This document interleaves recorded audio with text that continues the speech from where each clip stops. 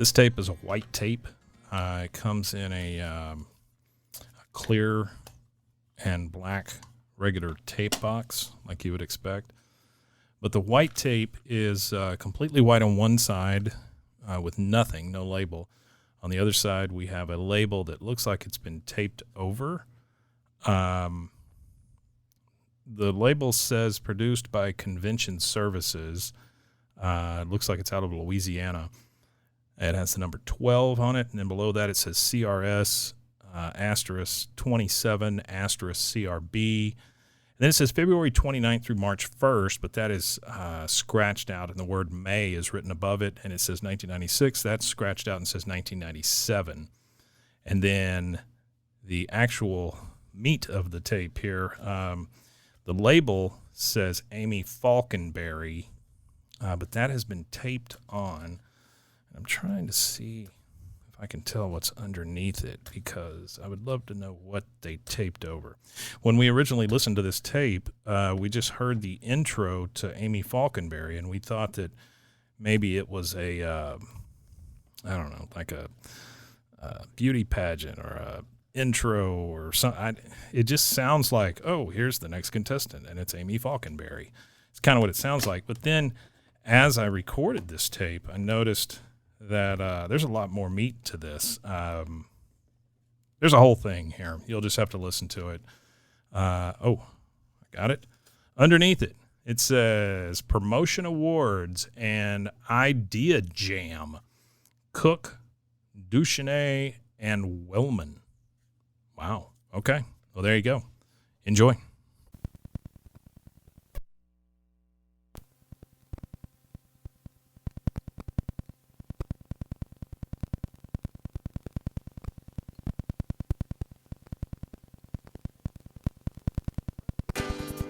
President Baking salutes senior Amy Faulkenberry of Marietta High School. Amy's a daughter of Lyndon and Ann Faulkenberry and works as a first-shift packing supervisor at the bakery. Amy's honors include a 3.8 grade point average that puts her in the top 10% of her class. She was also FFA Sweetheart, the April Student of the Month, and is active in high school rodeos, works at the Bank of Love County, and takes classes at the Higher Ed Center. Amy plans on attending college this fall. President Baking salutes Amy Faulkenberry and all of the graduating seniors. President Baking, you know, the cookie people in Marietta.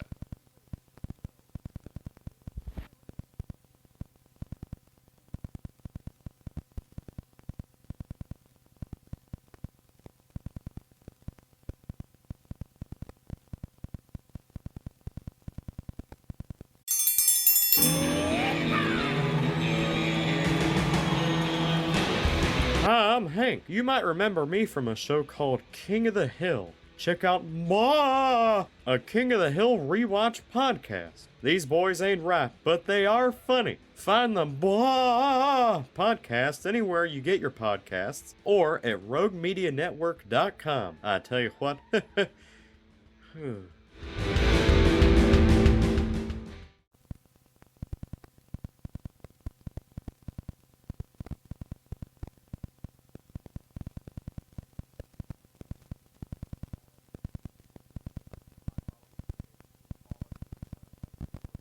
Holiday Crusade for Kids. Call us if you want a specific location to drop off toys.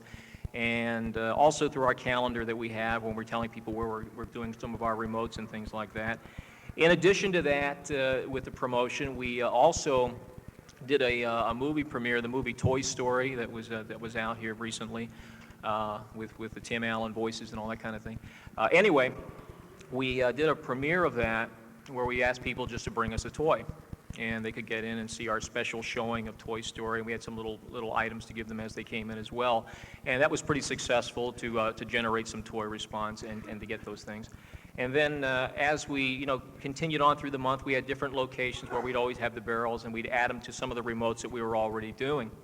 But after that, we wanted to do something really big at the end that would get some attention. And what we did was we called all of the record companies and tried to get the artists to call us and encourage us, local celebrities, and those folks. And we, of course, had the mayor of Raleigh on with us when we kicked it off this one morning. Morgan and Mad Dog did a marathon on the last day, and our goal was to fill the control room up to the ceiling with toys. And the response was just great. We put the station van out on the street by the radio station so that people knew, when they were coming down New Chapel Hill Road, exactly where we were. We had the signs going and the mast up and all that kind of stuff. People would come in, we'd put them on the air as they came in. And of course, if they had children with them as well, and they were bringing toys, the moms were bringing the little kids, and it was really kind of a sight to see. And as we went through the morning show, and we started going into the midday and into the afternoon as the toys kept growing and all that kind of thing, it was actually kind of hard to get Morgan and Mad Dog, my morning show, into the studio to continue doing breaks because it was really piling up, and we started to have to move things out into the hallway.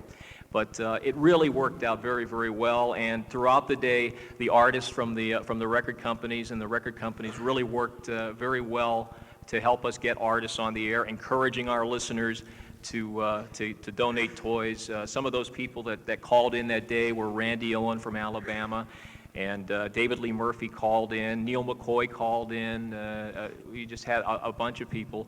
Clint Black recorded something with me a few days before that, and we were actually able to can a few things as well. And his request for donating toys was very, very well put together too. And all in all, just a real good promotion for us. And when it was over, the control room was pretty full. The Marines had their trucks, but they had to make a lot of trips. And we actually had the jocks in a line as we were handing the toys out so I could get my 7 o'clock jock on the air. She had to jump over all the toys to get in there. But anyway, we collected in the Kix 96.1 Toys for Tots Holiday Crusade for Kids with the U.S. Marines about 30,000 toys by the time we were done. So it was a good promotion. It was only a couple of weeks long, but I think in that time period we were able to give it a lot of sizzle. And again, I want to thank everybody for helping us with that. That was great. All right, great job.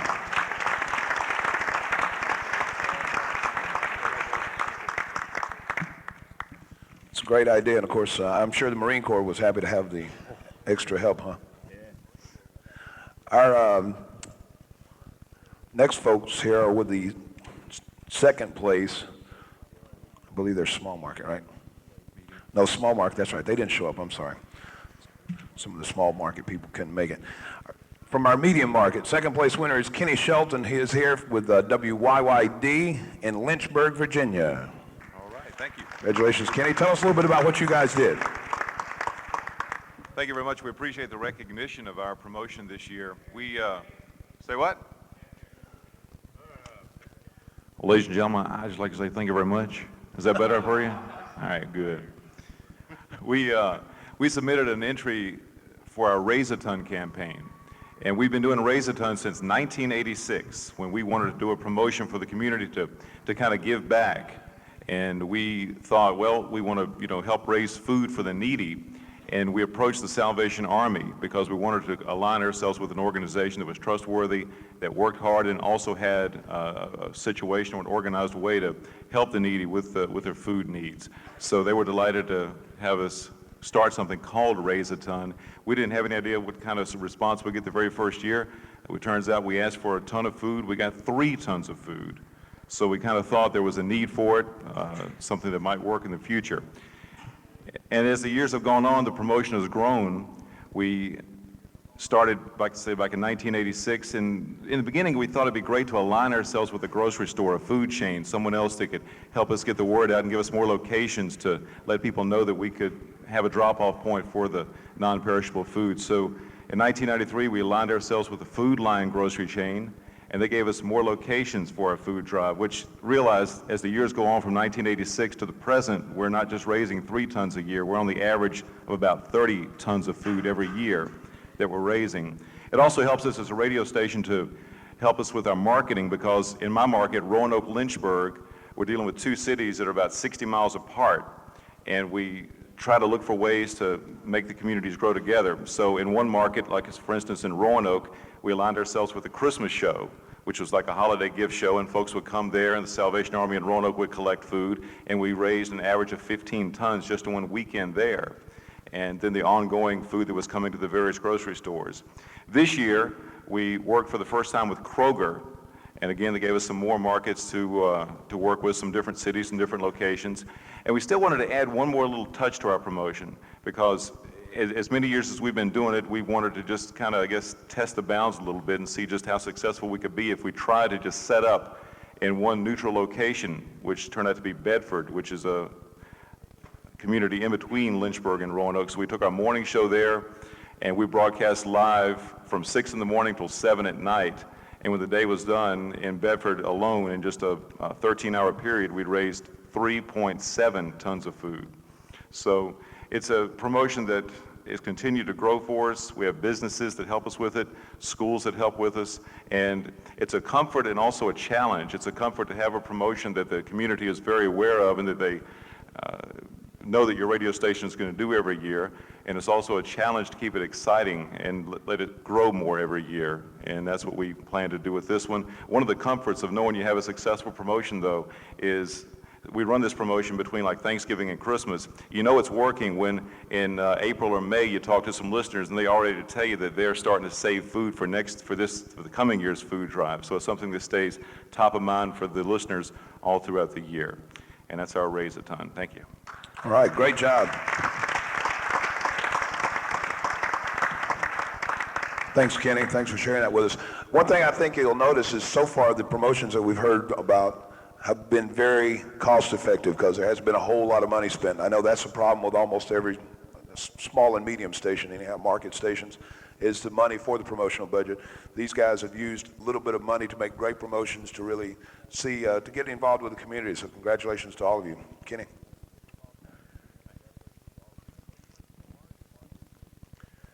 Our second place winner from the large market is from WSOC-FM in Charlotte, North Carolina. Valerie Gladden is with us. Good afternoon. Can you hear me? Our promotion was called the WSOC FM 103 Pepsi Prize Patrol. And the way that the Pepsi Prize Patrol worked was it was a multi-purpose promotion for us. It was a promotion that helped to build image for the station, increase cume on the station. It brought in advertising dollars from existing clients as well as our new business development clients, and this is something new that we've just added to the radio station, and we were able to tie in every aspect of the radio station into this promotion. Excuse me. We had a variety of ways that we delivered the promotion. First of all, the Pepsi Prize Patrol involved Pepsi, of course. And it started with a carton, the 12-pack carton that went out to various locations throughout the market, from Walmart's, Kmart's, Food Lions, Winn-Dixie's to your C stores. And it had our logo on the front of the package, as well as we had the whole back panel as a description and an entry for the promotion that we ran. In addition to the Pepsi cartons going out in all of these locations, inserted into the Pepsi carton was 250,000 bumper stickers. That also played a big part, where that's the way that you won. You stuck the bumper sticker on your car, you sent in the entry, you listened, and you won. In addition to the cartons, we also produce a quarterly magazine at the radio station called Today's Country. And we ran a two-page spread in our magazine that went out at the same time that the Pepsi cartons were hitting the various stores and that were at the time of the promotion. As well, we ran a TV campaign. Also, with our new business development customers, we were able to put in some newspaper advertisement with coupons from those folks, as well as the bumper sticker that's inserted into the Pepsi carton also had a client coupon on the back of it. In addition to the 250,000 stickers that went out in the Pepsi cartons, we also ran an Advo mailer with an additional 250,000 bumper stickers and additional stickers that were available at all of our station promotional events. And last but not least, we had the big number one WSOC FM 103 broadcasting every day, all day long, about where to get your stickers and what to do with them when you got them, and to put them on and listen to win. And we feel like the promotion was a big success for us because we felt like we tried something with a client. To our knowledge, no one had gotten their call letters all over the side of a 12-pack Pepsi carton and had it in all the different stores, and it actually helped them with our call letters and the advertisement we were getting. We got a lot of end-cap displays and that sort of thing that just really, made it look wonderful when you walked in the stores and you saw these huge displays with WSOC all over them. But we felt like it was fun for the listeners. It continued to give us visibility in the community with all the stickers that were out there. It certainly helped to increase sales with a client like Pepsi, as well as the new business development clients that tied into the promotion. And it helped to increase sales for Pepsi. Excuse me. And it also helped to increase cumin ratings on the radio station. So we feel like it was a win-win for everybody that was involved. Thank you. All right.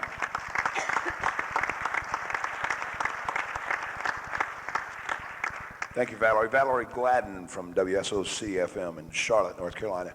Another thing I think that maybe I can just ask you real fast, any of you can comment on this.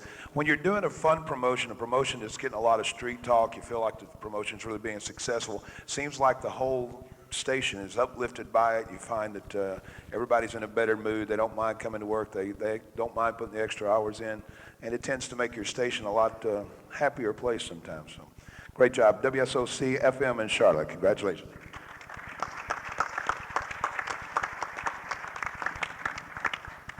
Now to our first place winners. We've got our small market. Actually, we have a couple of representatives here from our small market. From KKIX-FM in Fayetteville, Arkansas, we have with us Buck Waters and Rob Stark. Well, thank you very much. The award means a lot to all of us at Kicks 104 and the listeners in Northwest Arkansas. Our promotion was called the Labor of Love, a promotion times two. Had a dual purpose. Basically, Eric Marshall, the operations manager at Kicks, brought Rob and I together. Rob came from WZZK in Birmingham, and I came from WFRG in Utica, New York. So we were total strangers, had never met, and we thought it would be beneficial for us to do something that would get us out into the community a lot faster than just sitting behind the studio and doing a morning show. We got together with the March of Dimes and proceeded to work on the labor of love. What interests me most about the promotion was the first couple of weeks we were there in the market. We attended a parade, handing out candy with the rest of the staff. And I remember walking by a street corner, the folks lined up on both sides, and somebody yelled out, "We miss Lenny." Lenny Hunter and the Fox were the recently departed #1 morning team at Kicks, and I remember how I felt when they said that. I felt pretty small, actually. We miss Lenny. Get out of Dodge. So instead of sitting in the studio and hoping the audience would come around, we decided to speed the process up a little bit. As I mentioned, it was a twofold promotion: introduce Buck and Rob to Northwest Arkansas, and help out the community at the same time. We hit the streets in our new hometown with the labor of love, shaking hands, kissing babies, and just putting our faces in front of the community. And what basically we did was Rob and I, for one day, wore what they call an empathy belly, a pregnancy simulator, on a dare from one of the March of Dimes representatives, and then we decided to carry this on for a longer extended period of time, where Rob wore this 32-pound empathy belly for over a month, 34 days, 24 hours a day, except when he was taking a shower. This, of course, was to raise money and raise awareness about the cause of healthier babies and what the March of Dimes do. So here we were out in the streets, remotes, public appearances with the belly. Rob had the belly on. We had some shirts made which talked about a couple of the elements that were included in the promotion. Rob had a shirt that had an arrow pointing down to, you've seen the shirts before, where baby on board, the pregnant woman is wearing a shirt. So we tied into that kind of. On the air for a whole month, we received on-air tips from our listeners on how Rob might be able to get through the pregnancy a little bit easier. I remember one of the funniest bits that we did one day was when we talked about cravings and what women crave when they're pregnant. It was very interesting, and it made... You'll find through this whole thing that I'm really a gullible person. Extremely. It made for a very interesting morning show. But everybody, all women, mothers-to-be, the daddies and children alike can relate to pregnancy. And we set a goal of $5,000 to raise for the March of Dimes. And we needed a couple of elements included. Although we had on-air solicitation, we gave out the numbers to the March of Dimes. We had the March of Dimes representatives come into the studio on the morning show and talk about the good health care, prenatal care for women, and the numbers that they need to call if they need some help with their pregnancy and so on and so forth. And we shared stories from listeners, from women, pregnancies gone well, and even a couple that didn't go well. That we covered the gamut from A to Z. And as I mentioned, when the people started, the buzz in the community began to grow as Rob and I made these appearances, and we were out at different locations. All the women wanted to come up, and some of the men too, I guess, wanted to come up and feel the belly. The belly actually had a little ball inside that would kick. And we did this for 34 days, and to make sure we reached our goal, we included a couple of elements, which included a pledge day similar to a walkathon, where on a Thursday we accepted pledges over the telephone from our listeners, 25 cents per lap or a flat rate pledge. Rob and I, on the following Saturday, participated in what we called the Mallathon, where we walked the local mall for 12 hours from 9 to 9. Rob wearing the belly, I was pushing a baby carriage. We had a baby inside, and we had signs. And matter of fact, one of these T-shirts talks about the Mallathon. This one right here. We walked all day. We couldn't solicit donations in the mall because they didn't allow that. So we couldn't ask for donations. So we printed it on the shirts. And so this is what the people saw: donations appreciated, so on and so forth. We took the pledges. We raised $2,000 on Thursday with the pledges. Then we went ahead and walked 27.3 miles inside the mall all day. And let me tell you, we were pretty well bushed when the event was over. Then our final drive was a celebrity auction. We received a bunch of items from the record labels and the management companies, and we appreciate that so much. We had a celebrity auction where once again the community had an opportunity to meet Rob and Buck and feel the baby, and we did a on-air auction where people could come to the location where we had the items or place bids via the telephone, and we did our morning show live from this one location. Our goal was $5,000. We delivered the baby 34 days after the promotion started at the Travis Tritt concert in front of 7,000 people, and Rob pulled the belly out of his from under his shirt and held the baby high in front of the crowd, and we presented the March of Dimes with a check for $11,000. So we went well over our goal, and it turned out to be a very successful promotion. And to this day, when we're in town, people come up and say, "You're the guys. You wore the belly. How did it feel like?" And it was just an excellent way to introduce a new morning team and get us very visible out in the community and let them know that we cared about their community, when we continue to raise money for the March of Dimes. And I know Rob wants to talk about what he went through with, wearing the belly for 24 hours a day and for 34 days. Well, really, the only thing, is this one on? Can you hear me? The only thing I really want to say is that Hootie and the Blowfish actually deserve this award. We really don't. So, no, it was a very, very, very strange experience, let me tell you. Ladies, I have the utmost respect for you now. I guess the one thing that I would like to stress is the commitment that was involved in this. At first, it started out as a dare, and it surprised me at how committed I became to this. My wife gets home at about 5 o'clock in the afternoon. I get home as a morning guy, I get home about noon, and there were many, many days I'd walk in and go, I could take this thing off and nobody would ever know. But I couldn't let myself do that. In all good conscience, I just couldn't let myself do that. And I really, really got so committed to this project, and Buck and our promotions director, Shannon. The commitment was incredible. But we still do get, actually the biggest comment I get now is, "Rob, I thought you took that belly off, man." But this is also, National March of Dimes has looked at this as a pilot program. So guys out there, jocks, morning guys, I want to know who is man enough to put a pregnancy belly on. So I'll be looking forward to this promotion in other markets. It was extremely successful, and to this day, we have not heard a whole lot about Lenny Fox. We love you, Lenny, but it's Buck and Rob, and it was a very great success. I was very proud to do it. So thank you. All right.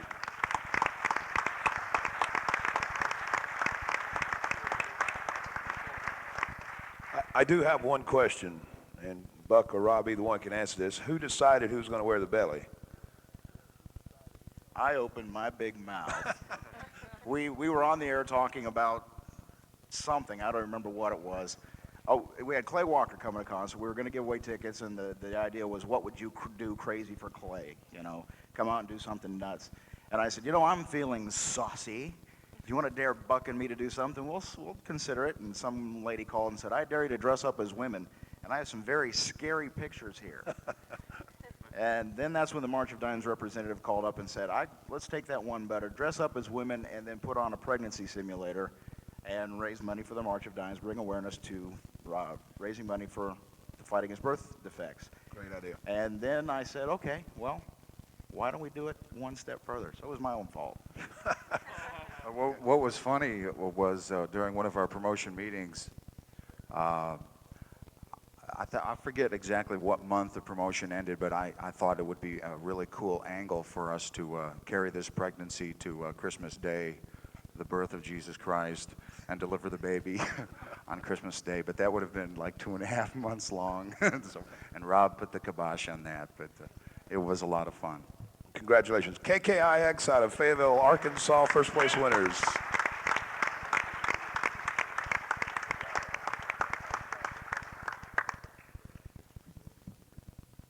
Got a great idea for Jay when we get home.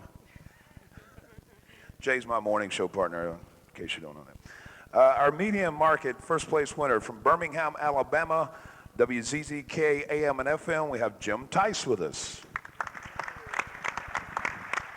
Thank you. Do we have the videotape? Is that handy? I think so. Okay, I'll do that in a couple minutes. Give us just a second. Yeah. We gave away a home. Nice price.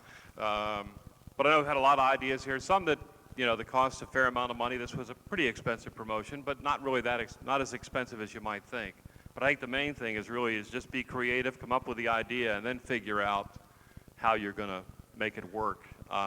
One of the stories, I think Roy and Walt Disney. Walt was kind of the dreamer, and Roy was the practical businessman. But basically, is get the idea, and then you can make it work. We have given away a total of 3 homes over the past 10 years, 11 years since I've been at ZZK. And I guess the big thing we're looking for, because everybody's after us, country is hot, and ZZK has been a perennial giant in the Southeast. Everybody's looking to knock you off. So number one, you look for a promotion that's going to be exciting. And then you look for, there's a lot of what we call cume float in the Birmingham area. We have a lot of people, maybe not country music fans, but we have a lot more than country music. I guess we're running it. Okay.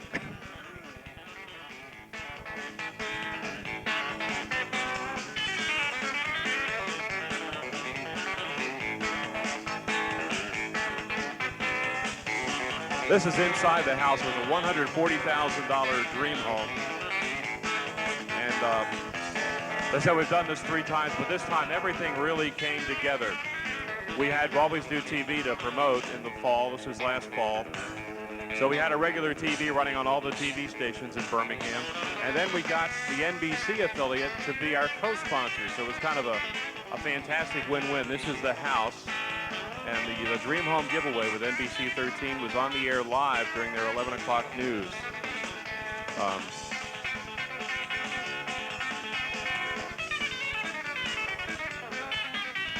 First time I've seen the video, so.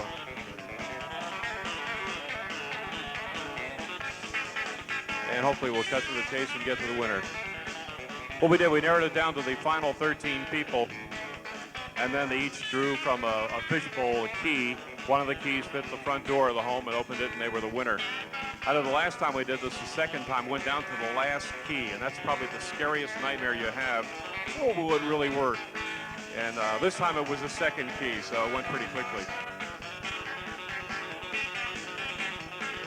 All right, kill the tape, all right? Kind of give you an idea what it was like. We basically, oh, you want to see the winner, all right.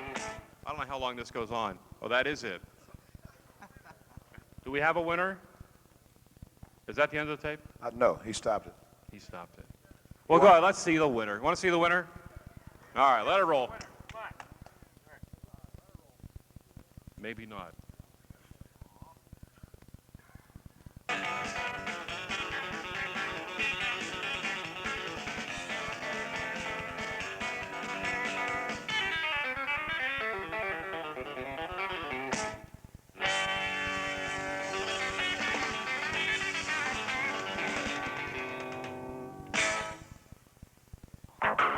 WCZK and NBC 13 with Birmingham's biggest prize, the $140,000 Regency Dream Home.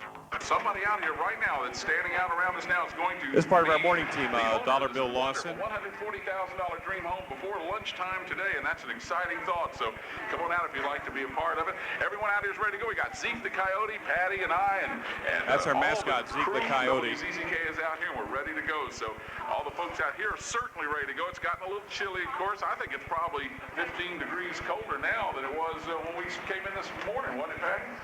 I know, and I didn't wear a coat. I don't want to make goose pimple over here. Well, I'm looking at what everybody's coveting right now. We have T-shirts that say, I made the Dream Home Final 13. Wow. And, of course, that's what we're going to get down to. And these people actually get to pick a key and try it in the door. This home is so beautiful. We're sitting right here in the driveway, and it's just gorgeous. You haven't seen it? Come on out. This is a good way to kick off the holiday season anyway, to see a very happy person. That's right. Now, don't forget, we're going to get down to our Final 13, and that will be aired on Channel 13, NBC 13, so we'll have that live as we get down to the last 13 qualifiers, and they will again be trying that key to unlock the door to be the proud owners of this beautiful dream home, and you'll see it live here or on television on NBC 13. So we're out here, we're getting ready to get started, and we hope if you'll get a chance to come by. If you can, do so. If you can't, stay with us on WCZK or tune in to NBC 13. Out here at the Dream Home site, I'm Dollar Bill Lawson for WCZK. Again, this is all made possible because of all of our great sponsors here. Of course, we want to thank the folks from What we basically did is qualify people throughout the promotion. We had the key song of the day every day, a different song at 7:15. When you hear the song, call in, win $105 and qualify for the drawing. And then, of course, the angle for the realtor, that's the president of the real estate company there. We had people register at the Dream Home site or other Regency locations, and then they listen for the name on the radio station. When they hear it, call back in 10 minutes, and they were in the running. So we narrowed it down to the final 105, and then we got down to the final 13. Because this is a wonderful thing. They're going to be airing this live when we get down to our last 13 qualifiers, and they've been a great sponsor, of course, with the Dream Home, and we thank them for all their help. So here we go, our first elimination. You always see one person crying about 100-something grand when this happens. All right, our first elimination is Margie Russell of Birmingham. Yeah, this is going to go on for a while. Art will show you the tape later. You know, I understand Art wants to see video. Well, that's like the first phase. That's where we got down to the final 105, and then we got down to 13. So it's probably another 3 or 4 minutes. But I mean, it was a great promotion because as far as the ratings were concerned, we had a super book. We were up like 3 shares. Summer book from a 12-1 to a 15-3, 25-54, and 18 to 34. We went from like a 10-4 to a 14. So just a super book, an exciting promotion, and it is something you can do in a lot of markets. I just think because maybe you're a little bit smaller market, you don't have a big budget, but if you can create the excitement, you get a good idea, somebody is going to buy into it. So don't let, budget or money hold you back, because that shouldn't ruin your creativity. Just kind of put your best foot forward, put all your good ideas together, put them down on paper, and the plan we put together was very detailed. Every week was covered of what we were going to do on television, on radio, how we tie in the sponsors. And it's a fun promotion, and it creates plenty of talk, not only in the book maybe that you're in, but people talk about it for years and years to come. And that's it. Thank you. Thank you. Jim Tice from WZZK AM and FM Birmingham, Alabama, our medium market first place winner.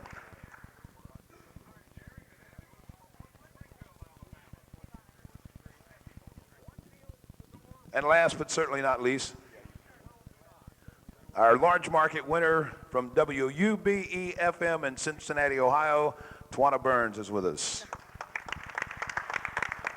Well, unfortunately, a lot of people who are in small and medium markets think that people in large markets have got huge promotional budgets. Sometimes I think the bigger the market, the smaller your budget is. And in our case, where everything is downsizing, so we have to get very creative. Historically, B105 has been very promotionally active. We made, in 1994, over 700 personal appearances. And that's with a full-time staff of 8 DJs and 1 promotional person, and you're looking at her. So we were all sitting around in the conference room, kind of bitching and moaning about how, we need to do these things, but gosh, wouldn't it be great if we had like another 15, 16 people to help us? And somebody hollered out, says, hey, we need the Hooter Girls. Well, I says, no, we don't need Hooter Girls, we need honeybees. And the B105 honeybees evolved from really kind of a serious joke. So what we decided to do was we went to a local boot company who has been a very good client of ours and gave them the opportunity to be the sole sponsor of the B105 Boot Country honeybees. What we had promised to the boot country we would do is that, unless we were at a competing boot company, at every appearance B105 would be at, we would also take at least one of the honeybees. There would be many times, especially in cases of telethons, things that needed to be done at Children's Hospital, for example, that everybody wants, the morning guys to come and do all this, and unfortunately there's only 24 hours a day and 7 days in a week. But we had 15 additional ladies here who we could call upon. They became mini celebrities themselves. So the boot company said, yeah, we'll do this. How much is it going to cost us? And we gave them a figure, and it ended up increasing their annual buy by 1/3. They also agreed to give us all of the clothing that the girls wore, from boots all the way up to the hats. They invested quite a bit of money in how they looked, but it was important for the boot company for them to look as well. So that was our first problem that we had solved, was that we knew how we were going to be able to pay for these girls, and they also agreed that for every 5 appearances that they would make, that they would give them $50 in store credits. So that got us past the labor laws, so that means that we didn't have to pay any salaries. So now the next problem that we had was how to find the 15 ladies that we were looking for. So what we did is we got on the air, and kind of taken from the Marines, we were looking for a few good honeybees.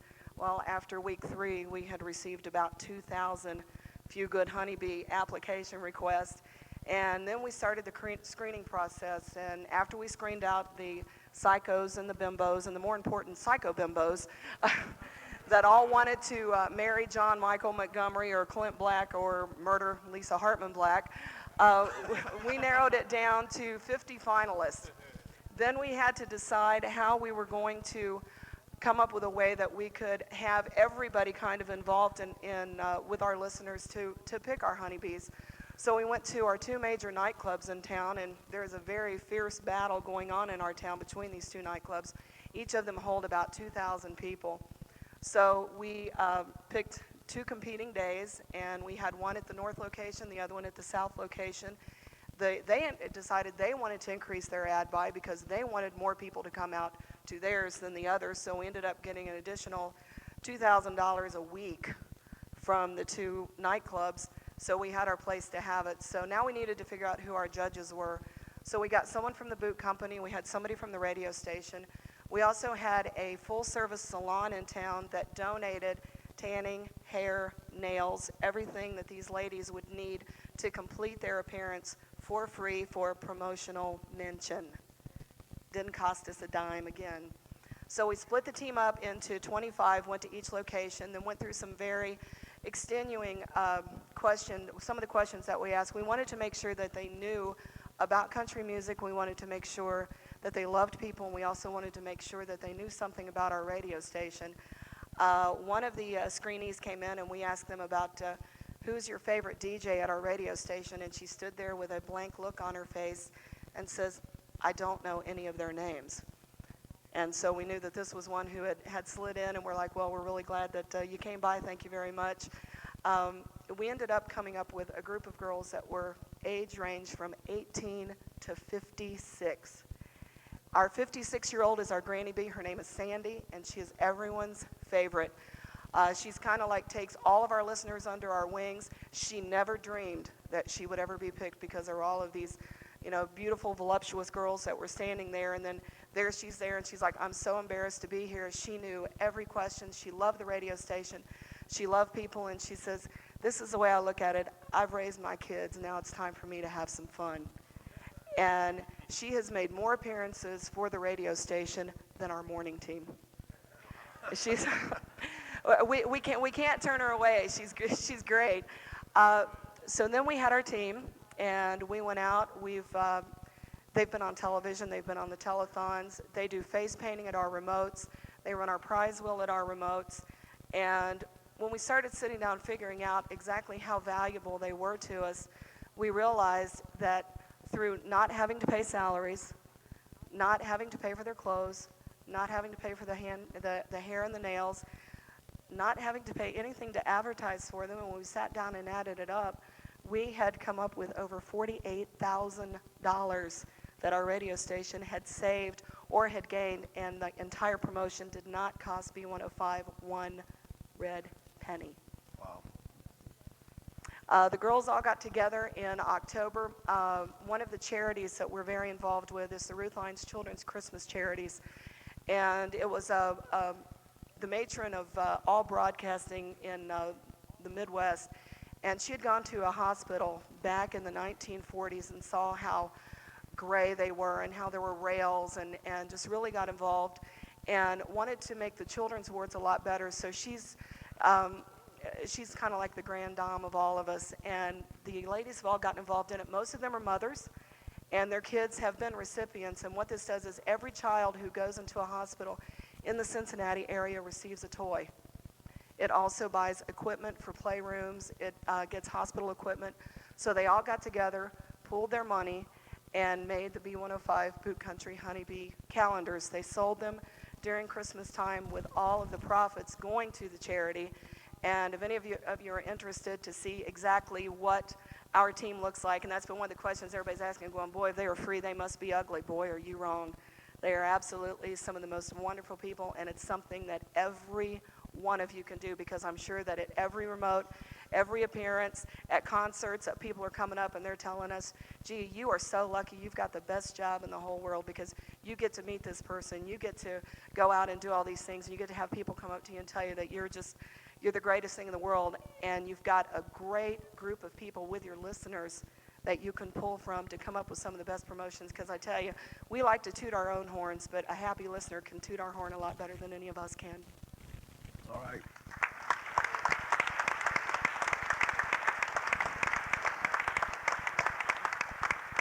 So our first place large market station, WBE, out of Cincinnati, Ohio. Thanks, Tawana, great promotion.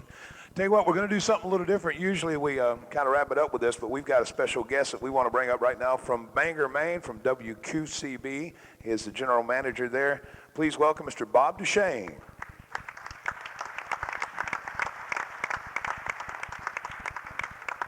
I'm sorry, I came in late. How did you get pregnant? Well, we're not quite sure who the mother is still, but... it was a honeybee. It was a honeybee, yeah. I saw those pictures. I'm hoping. Well, let me start off by right off the bat saying I'm no expert on this. I entered this award and we lost. If we'd won third place, I would have been here. But we're certainly no experts in our particular market. My job here today really is to run the microphone around as fast as possible with John's help, or Von's help rather, and get as many ideas out of the room as fast as we can. We are after quantity, not quality. You can dress it up later. We want as many ideas as we can. We don't want mic hogs. Please don't make me hurt you. I'll give you topics, discuss amongst yourselves. Raise your hand if you have an idea to address some of the topics we're talking about. One of the biggest and hottest things we could always talk about is how to dress up concerts. How can we beat the other guy at concerts? What promotions can we use to tie into concerts? Anyone do handouts going into a concert, and what do you do? Hands up right there.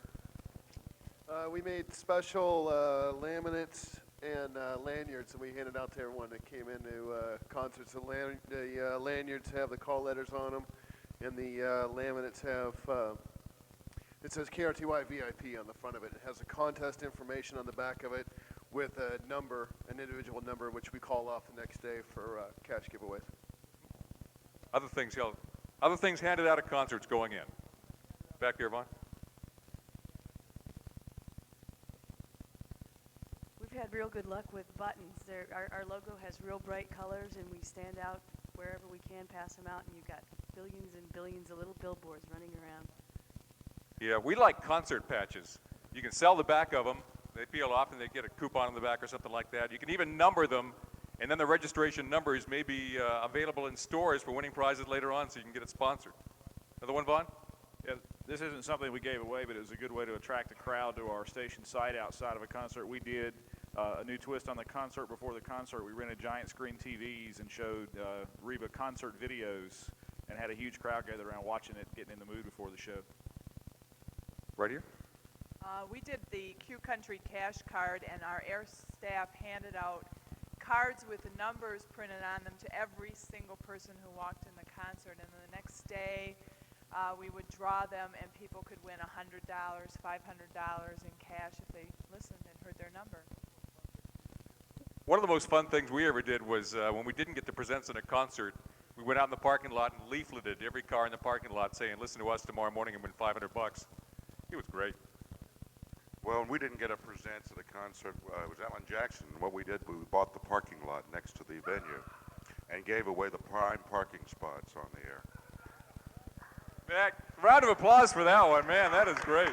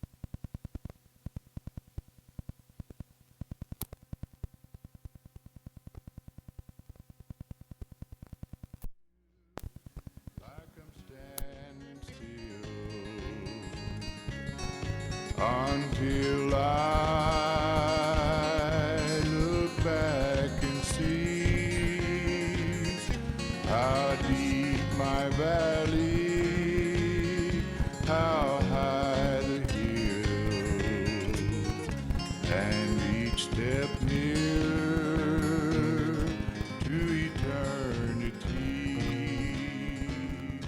I know not what my future holds. This has been a Rogue Media podcast.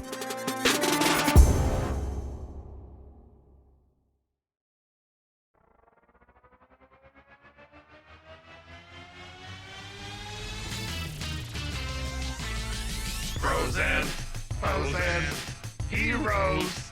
Gonna tell you about bros and foes and heroes. Gonna tell you about. Hey, I'm Zach. And I'm Mike. And we have a fantastic new podcast to tell you about. Bros, Foes, and Heroes. It's the two of us looking into the world of comics, breaking down some characters that you may have never heard of, and some that are just absolutely ridiculous. Yeah, so Zach comes up with a character each time, and I go into it just completely blind. I don't know who this person is or what their abilities are or anything, and basically I guess we kind of go over their origin story and just some of the ridiculous stuff that maybe, especially Golden Age stuff. Oh, Golden Age stuff is always the best, and we will make sure to highlight all of the shenanigans and just absolute weirdness of everything. Yeah, that's right. So subscribe today and follow us on Instagram at Bros Foes Heroes. And if you don't, I know where you live. Not really, but please subscribe. Bros and foes and heroes. Gonna tell you about bros and foes and heroes. Gonna tell you about.